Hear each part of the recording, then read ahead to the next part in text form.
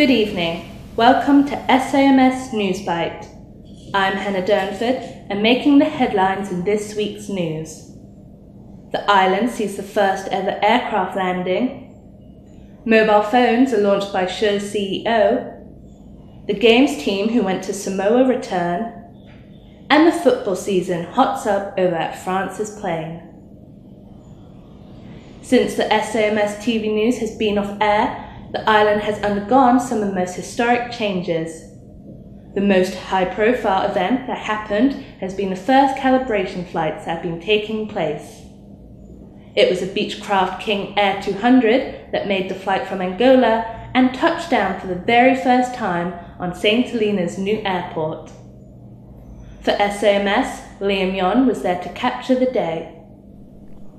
Tuesday the 15th of September was a day for the St. Helena history books, with the first ever airplane set to land on island. There was a huge sense of anticipation from inside the control tower all the way to the large crowds that had gathered to witness the spectacle. Many people, including government officials, tracked the Prosperous Bay Mounds to get the best viewing points. The small aircraft came into sight at about 25 to 1, and after two flybys finally touched down at 1:50 p.m. at the St. Helena Airport, much to the excitement of all in attendance.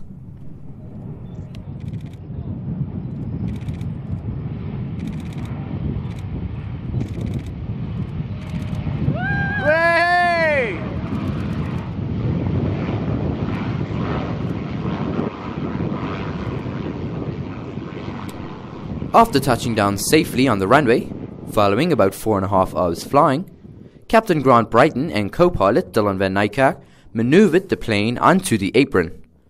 After welcoming the pilots to St. Helena, government officials and other interested parties were invited to view the plane and meet the crew behind the flight.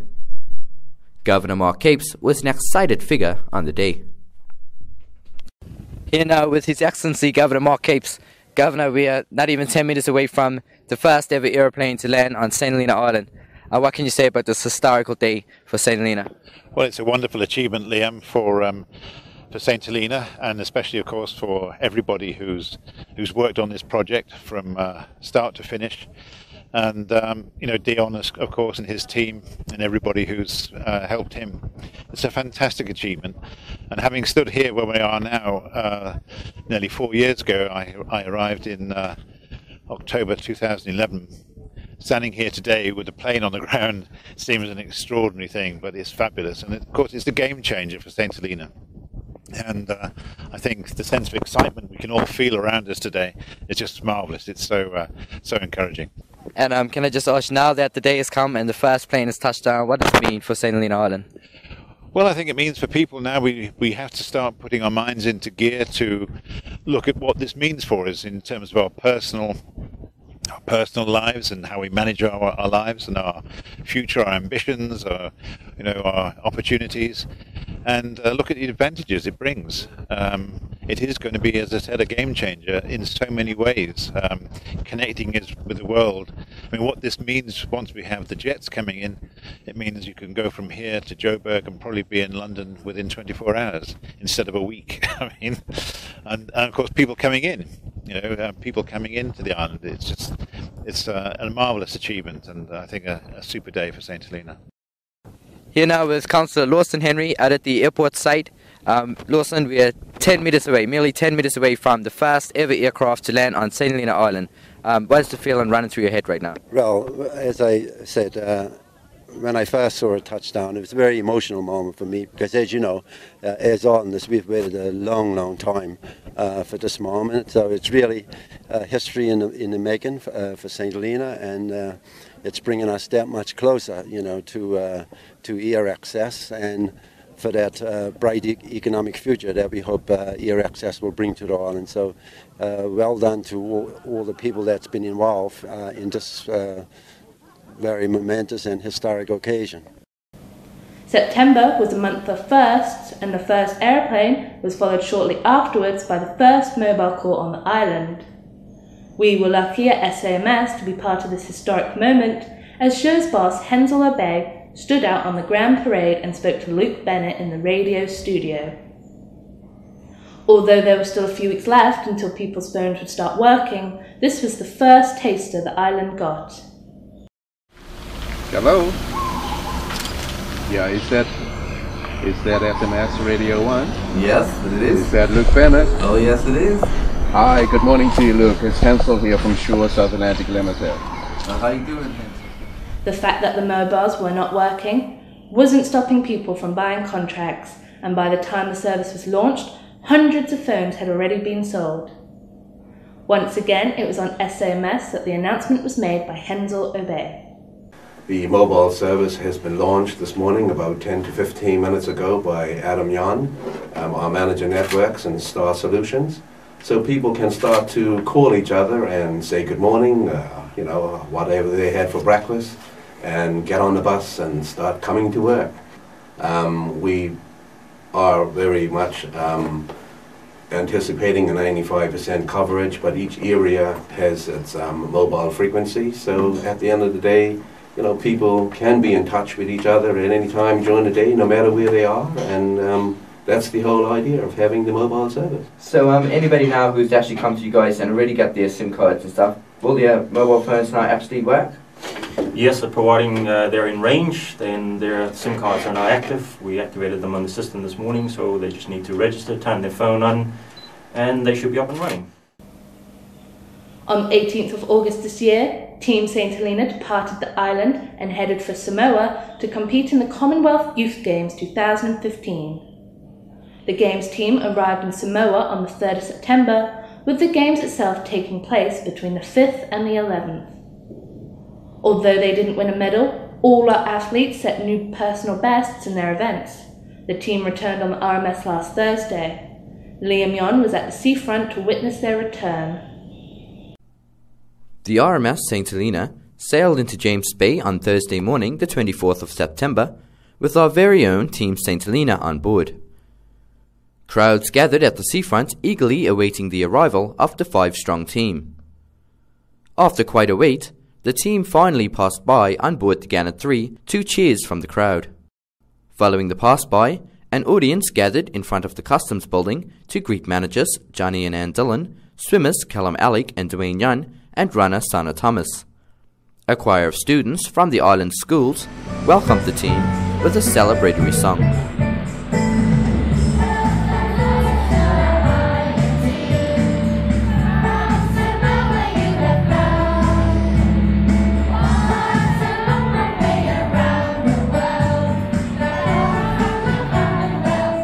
Speeches were then given by NASA's chairman, Nick Stevens, and His Excellency Governor Mark Capes, with both praising the athletes and managers alike. Ann Dillon then gave a quick word on behalf of the team. Following these speeches, I managed to grab a word with swimmer Callum Alec. Callum, you just returned from an amazing round-the-world trip to compete in the Commonwealth Youth Games in Samoa. Tell me about the trip as a whole. Well, Samoa is very friendly. The people here is very big, and I'm not the tallest of people. So they kind of looked down on me, but it was alright. I feel very good because I not only done it, but I beat my own PB today. So there was kind of a bonus. So what all events did you compete in and how did you do in them? I done the 100-meter freestyle. That's the one where I done my best one. I shaved 9 seconds off my PB, and then I done the 50-meter freestyle, which I shaved 2 seconds. I definitely want to get one island game under my belt now. So, and if it do lead me to the Commonwealth, then I'll go to the Commonwealth.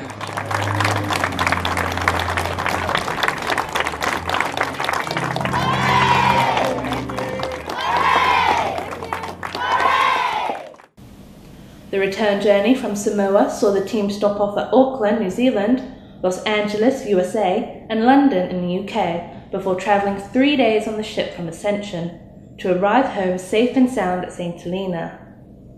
Swimmer Scott George was also part of the team but remained abroad on holiday. Well done, Team St Helena. It is an exciting time for football fans on the island, as this week the 2015 season really heated up at the top. Here now is Damien Obey with the sports news. Thanks, Hannah. The 2015 football season is certainly heating up. Last weekend saw league leaders Rovers clash with runners-up Hearts. Rovers had been undefeated for nearly 2 years, with their last defeat coming in the 2013 knockout final against Raiders. Hearts, on the other hand, have been league runners-up for 6 consecutive seasons, with their last major title being the 2011 Knockout Championship. Action flowed from either end right from kickoff. Hearts keeper Andrew Young was called into action as early as the first minute, saving in a one-on-one with Russell Dean, whilst Mikey Williams had a goal disallowed following a very close offside call. I'll leave you to decide if it was the right decision. Ryan George opened the scoring, putting Hearts ahead with this headed effort.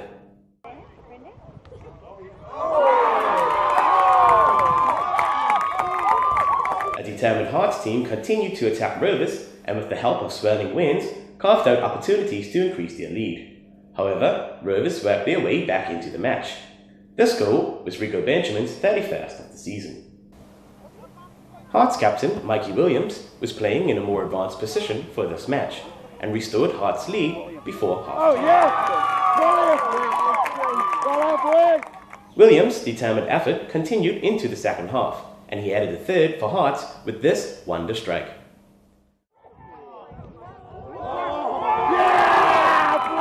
Despite Rovers coming close on a few occasions and being awarded a penalty with 10 minutes left on the clock, the woodwork and an excellent penalty save from Andrew Young saw Hearts earn a win that has blown the season wide open. Hearts are now 2 points behind Rovers with a game in hand. In other matches on the weekend, Crystal Rangers held third-placed Wirebirds to a 1-1 draw in the second match on Saturday. Bite was on the score sheet for Rangers and Mario Green for Wirebirds, but the standout performance in the match came from Rangers keeper Agrippa Messina. After making countless saves, he was awarded the man of the match for his efforts. On Sunday, Chop Shop Boys picked up 3 points after securing a 3-1 victory over Raiders. Kevin Hudson netted 3 times, and Dane Leo got a consolation for Raiders. Chop Shop Boys' Brian Moyes was man of the match. In the second match, Fuji's got their season back on track with a 10-0 win over Wolves. Man of the match, Jordan Young, scored a brace, along with Kristen Young and Kyle Shoesmith. Anelka Leo, Dylan Stevens, and Jace and Shane Williams were the other goal scorers. The final match of the weekend was contested by Axis and Bellboys. After playing out a goalless first half, former Axis striker Scott Crowley hammered home a brace for Bellboys. The match finished on 2-0, and Bellboys' Ryan Benjamin was man of the match. That's it for the sports. Thanks for watching. Thank you, Damien. And finally, the Draft Environmental Protection Ordinance is currently out for public scrutiny during local meetings. The draft is St. Helena's first comprehensive piece of environmental legislation and was released for public consultation on the 15th of September. The draft has been developed over the past 4 years and it deals with the protection of St. Helena's environment, including conservation of biodiversity, the control of pollution, waste and litter, consideration of environmental impacts in decision-making, and environmental monitoring. SHG are holding their final public meeting on Tuesday the 6th of October at 7 p.m. at the Halftree Hollow Community Centre, and they encourage environmentally minded people to come along and make comments. That brings us to the end of this week's edition of SAMS Newsbite. I am Hannah Durnford. Thank you all for watching.